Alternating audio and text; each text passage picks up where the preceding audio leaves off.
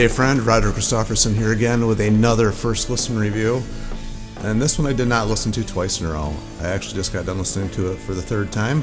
So we're just going to follow that rule. If I listen to it repeatedly over and over, I guess that counts as a first listen. So that's kind of the rule that we're going with. Anyway, today's CD is going to be, or album I guess I should say, is the Dead Daisies' new one, Radiance. And wow.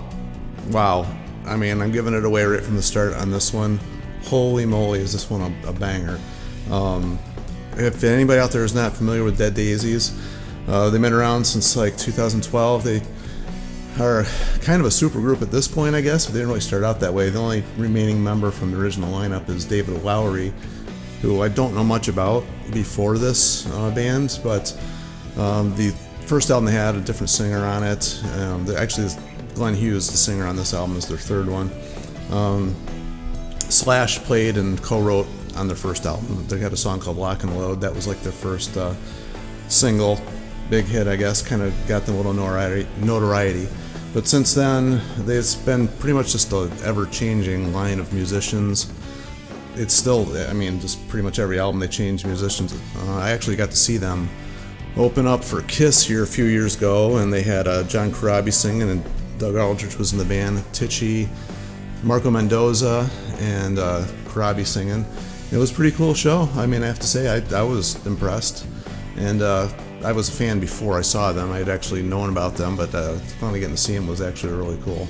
Now this, I mean, the line, I was going to say, this lineup is Glenn Hughes, again on bass and vocals. Doug Aldrich has been with the band. This is their sixth album. He's been with them since their fourth. They got Brian Tichy back in the band, who was with them previously on a couple albums.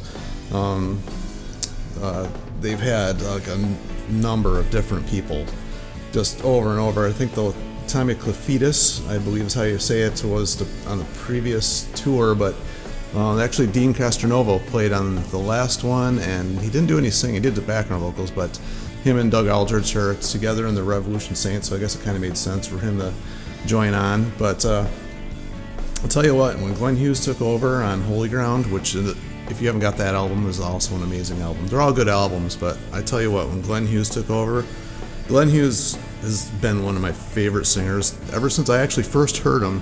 This is kind of funny. I actually first heard him singing on an album called Phenomena, which is a weird concept album. It was written by a couple ex-members of like Whitesnake, and Mel Galley, I think, was the guy who wrote it, like way back, like 80s. And there was a song called Still the Night, which I heard that song and it blew me away, and I had to get the album. And that album, he sings like nobody I'd ever heard before, and from that moment I was hooked. I actually tried to sing a song of his in one of the bands. Actually, it was the Black Sabbath song, No Stranger to Love, which is a lot harder to sing than it sounds. I know it was their kind of like mainstream hit, but it gets a lot of ragged on, but he just made that song and he sings great on it. And nothing is different on this one.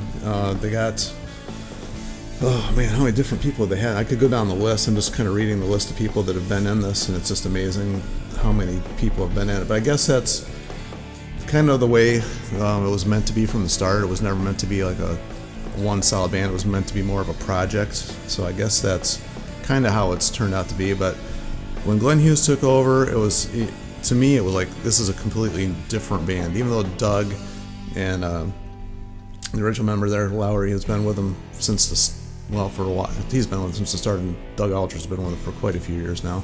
It just sounded like a completely different band. The songwriting style has changed.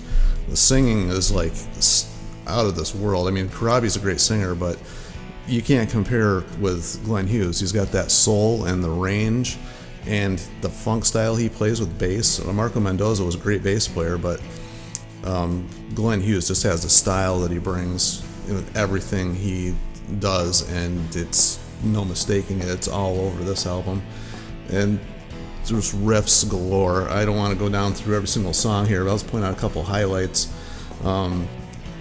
Shine On is a great song. The title song is great, and they're just riff after riff after riff, and it's really funky and bluesy mixed together. The only time it gets a little bit out of that vein is when we get to Born to Fly. It comes out with a completely a left field style riff that carries the majority of the song. Then we get back into Born to Fly and Kiss the Sun, and it's right back into that style again. There's really not a ballad per se in here. I mean, Roll On, the final song, kind of isn't that acoustic-y, slower, but I wouldn't consider it a ballad. The one that really blew me away, though, was Courageous. The riff in that one is just mind-boggling. It's just, I've never heard a riff quite grab me like that, at least not in a long time.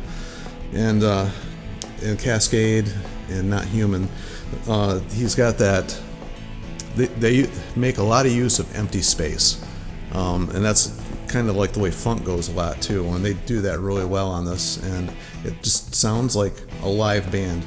So I mean, those are my highlights of it anyway. Not Human was one of the slower songs. I mean, both of those are actually kind of back off on the album with the tempos of the songs, but it doesn't take away from the harshness of it. That riff in Cascade is just kind of like it's slow, but it's got this cool, like, pinched harmonic to it, kind of, that just brings it to life, even though it's slower. And then when the chorus kicks in, it's just like full-fledged rock again. It's just something you gotta hear. If you're a fan of Glenn Hughes, I mean, this is him. I mean, Doug Aldrich, like, plays like a madman on this as well. The guitar playing on this, it's like, this is their album.